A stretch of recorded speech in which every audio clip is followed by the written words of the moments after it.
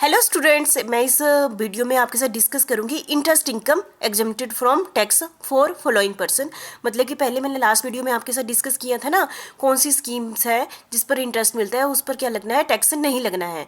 अब मैं आपके साथ डिस्कस करूंगी कि किन ऐसे कुछ पर्सन हैं जो मैं अभी डिस्कस करने जा रही हूँ, उनको जो इंटरेस्ट मिलता है वो भी क्या होती है, टैक्स से फ्री होती है। मतलब दोनों ही टॉपिक ऐसे ही हैं, दोनों टॉपिक है कि जिसमें पेपर में आपको थियोरी का भी क्वेश्चन आ जाए कि आप बताइए कौन सा इंटरेस्ट इनकम है जिस पर हमने टैक्स नहीं देना है, तो दोनों मिला के आपने करने हैं। ठीक है, चलो मैं अभी आपके साथ डिस्कस करने जा रही हूँ।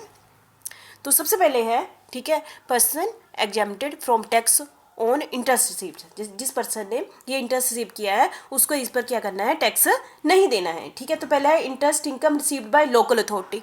बाय लोकल अथॉरिटी होती ना, जैसे कि किसी भी जगह की लोकल अथॉरिटी होती है, उसने जो भी इंटरेस्ट रिसीव किया है उसने उस पर टैक्स नहीं देना है। कौन से सेक्शन के अंदर, सेक्शन 10(20) के अंदर। ठीक है, interest income received bye approved scientific research association.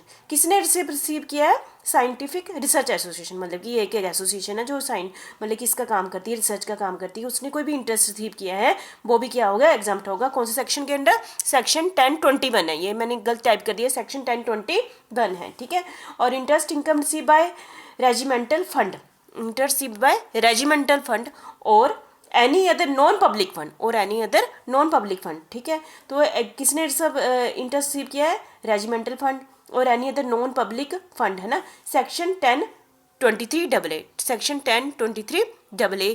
ठीक है, ये आपने सेक्शन में ध्यान से रखने हैं। ठीक है, नेक्स्ट है हमारा फोर्थ है इंटरेस्ट इनकम रिसीव्ड बाय, किसने इंटरेस्ट इनकम रिसीव किया है, इंस्टीट्यूशन एग्जिस्टिंग। ठीक है, slowly for the purpose of development of khadi, ऐसा इंस्टीट्यूशन जिसकी जो स्पेशली अकेला ऐसा स्थापना की गई है डेवलपमेंट के लिए, की खादी और खादी एंड विलेज इंडस्ट्रीज की डेवलपमेंट के लिए। ठीक है, ऐसा इंस्टीट्यूशन चला गया है, उनको जो इंटरेस्ट मिलता है वो किया होगा, टैक्स फ्री होगा, सेक्शन 23(b), सेक्शन 23(b) के अकॉर्डिंग। ठीक है, नेक्स्ट है हमारा interest income receive bye an authority establish for the development of khadi and village industry. एक सेम ही है वैसे तो, establish for the development of khadi and village industry, section 10(23)(b). ठीक है, तो आपने ये सेक्शन वाइज तैयार करना है। ठीक है, नेक्स्ट है हमारा interest income receive by body constituted, एक ऐसी बॉडी बनाई गई है जो constituted for the administration of public religious trust, for administration of public religious trust के लिए बनाई गई है।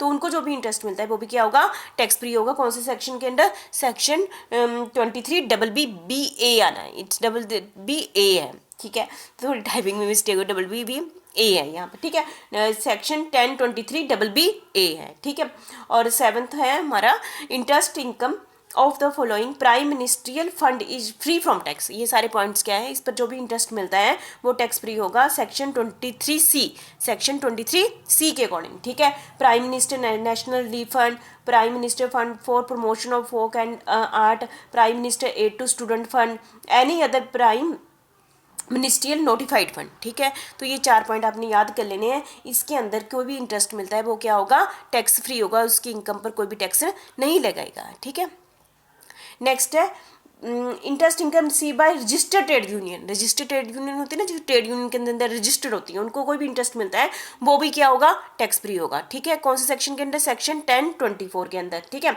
नेक्स्ट है हमारा interest income receive bye subscriber of the flowing fund. Subscriber जिन्होंने ये बोला इंटरेस्ट इनकम जब इनको मिलती है इस फंड के अंदर मिलती है, अंडर सेक्शन 10(25), सेक्शन 10(25) के अंदर। पहला है स्ट्रेचरी प्रोविडेंट फंड। ठीक है, इस पर जो भी इंटरेस्ट इनकम मिलती है वो क्या होगी, टैक्स फ्री होगी। रिकॉग्नाइज प्रोविडेंट फंड, ये हमने पहले भी बहुत बारी डिस्कस कर चुके हैं, तो इस पर भी जो इंटरेस्ट इनकम मिलती है वो भी क्या होगी, टैक्स फ्री होगी। अप्रूव्ड सुपर एनुएशन फंड, इस पर भी इंटरेस्ट इनकम क्या होगी, टैक्स फ्री होगी। अप्रूव्ड ग्रेजुएटी फंड, ठीक है, इस पर भी जो इंटरेस्ट मिलेगा वो क्या होगा, फ्री होगा। नेक्स्ट है हमारा interest income received by member of scheduled tribe. Scheduled tribe ST पता है ना, ऐसे मेंबर है शेड्यूल्ड ट्राइब के मेंबर्स को जो भी इंटरेस्ट इनकम मिलती है वो भी क्या होगी, टैक्स फ्री होगी, अंडर सेक्शन 10(26), अंडर सेक्शन 10(26) के अंडर। ठीक है, नेक्स्ट है हमारा interest income received by corporation और एनी अदर बॉडीज और institution establish for promoting the interest of scheduled caste and शूल ट्राइब। शूल कास्ट और शूल ट्राइब की डेवलपमेंट के लिए जो भी कॉपरेशन बनाई गई है, उनको जो भी इंटरेस्ट मिलता है वो भी क्या होगा, टैक्स फ्री होगा। ठीक है, शूल कास्ट शूल ट्राइब के लिए कोई भी एसोसिएशन बनाई गई है, उनको जो भी इंटरेस्ट मिलता है वो भी क्या होगा, टैक्स फ्री होगा। कौन से सेक्शन के अंदर, सेक्शन 1026B के अंदर। ठीक है, आप समझ गए। नेक्स्ट है हमारा, मतलब एक टाइप से याद ही करना है किन किन को मिलता है। Interest income received by public charitable and religious trust and institution, मतलब कि जो भी ऐसी इंस्टीट्यूशन है जो चैरिटेबल का काम करते हैं, रिलीजियस ट्रस्ट के लिए बनाई गई है, उनको जो भी इंटरेस्ट इनकम मिलती है वो भी क्या होगी, टैक्स फ्री होगी अंडर सेक्शन 11 के according. Interest income receive bye political party को भी registered with election commission of India, registered with election commission of India. ठीक है, ऐसी पॉलिटिकल पार्टी जो इलेक्शन कमीशन के अंदर क्या है, रजिस्टर्ड है, उनको जो भी इंटरेस्ट मिलता है वो भी क्या होगा, टैक्स फ्री होगा। कौन से सेक्शन के under, section 13A, section 13A के अंडर। ठीक है, तो मुझे लगता है कि मैंने आपके साथ 13 पॉइंट डिस्कस किए हैं,